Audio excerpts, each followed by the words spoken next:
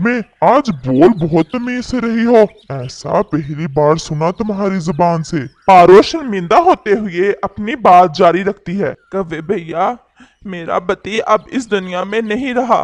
क्या क्या कह रही हो तुम? हाँ, वो कल जब पक्षी दाना लेने के लिए गए थे ना, तो रास्ते में हादसा हो गया था और मेरे बच्चे भूखे हैं। कुछ खाने को दे दो प्लीज।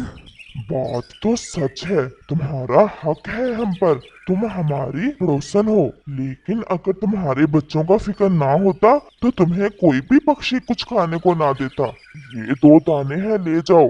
और पारो 2 दाने लेकर शर्मिंदगी के साथ वापस लौट जाती है।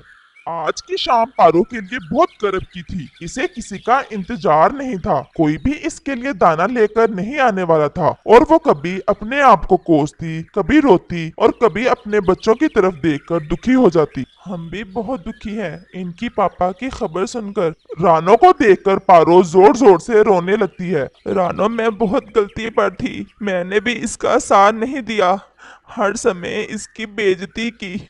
लेकिन अब मुझे मालूम हुआ कि एक दिन भी गुजारना कितना मुश्किल है। इनका पापा बहुत अच्छा था, बस मैं ही ना समझ सकी। पारो, अब समय हाथ से निकल गया है, अब पछताने का कोई फायदा नहीं। बस तुम अपने बच्चों की फिक्र करना। और रानो चली जाती है। और शायद पारो अपने परिस्थिति से मुकाबला तो कर ले, लेकिन अपने अंतर आत्मा की आवाज का सामना कभी भी नहीं कर पाएगी। हमें इस कहानी से ये सीख मिलती है कि अपने परिवार की कदर करो, क्योंकि जिंदगी की खुशियां तब तक ही हैं जब तक तुम्हारा परिवार है।